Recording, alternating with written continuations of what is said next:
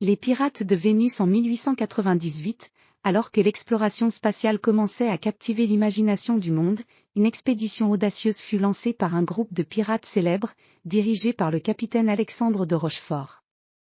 Leur objectif était une planète légendaire, souvent décrite comme un joyau mystérieux, Vénus.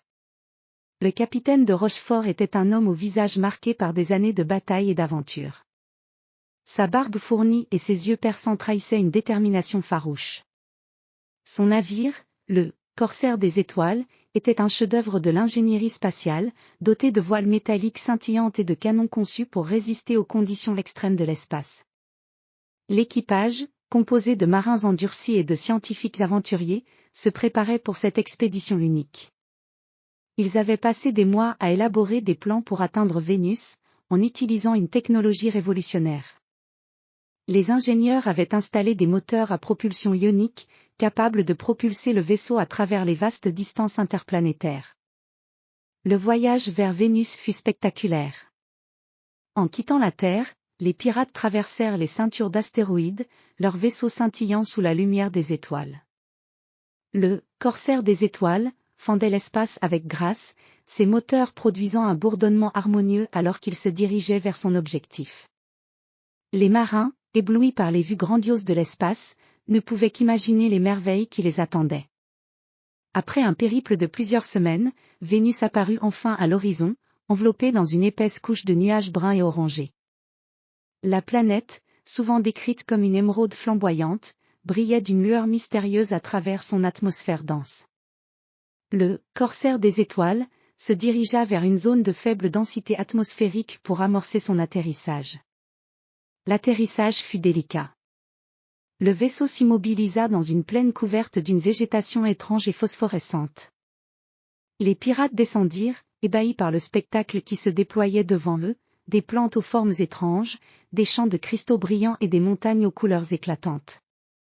L'air était lourd et empli d'une odeur inédite, un mélange de soufre et de fleurs exotiques. Le capitaine de Rochefort et son équipage commencèrent leur exploration avec une prudence mêlée d'émerveillement. Chaque pas sur le sol vénusien révélait des paysages fascinants, des rivières d'une couleur rouge sang coulant entre des rochers de cristal, et des créatures étranges, flottant dans les airs comme des fantômes translucides. Mais l'exploration de Vénus n'était pas sans danger. Les pirates découvrirent rapidement que la planète abritait des conditions climatiques extrêmes et des phénomènes météorologiques imprévisibles.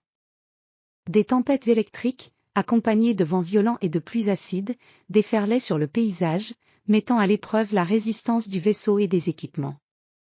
Malgré les difficultés, le capitaine de Rochefort et son équipage découvrirent une série de cavernes mystérieuses.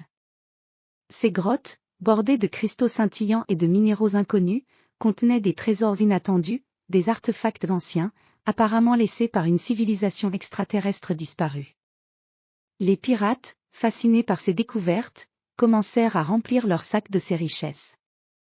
Cependant, la mission prit une tournure dramatique lorsque des phénomènes inexpliqués commencèrent à perturber leur exploration.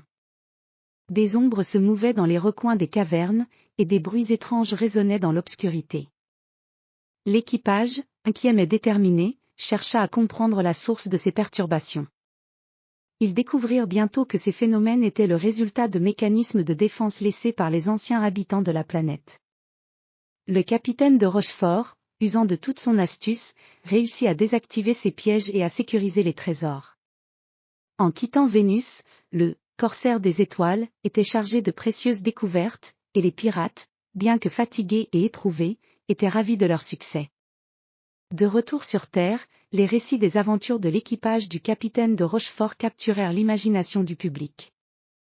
Les trésors de Vénus, à la fois matériels et scientifiques, bouleversèrent les connaissances humaines et alimentèrent les rêves d'exploration spatiale pour les générations à venir. Le capitaine et ses hommes, désormais célèbres, devinrent des légendes, et leurs aventures sur la planète mystérieuse restèrent gravées dans les annales de l'histoire.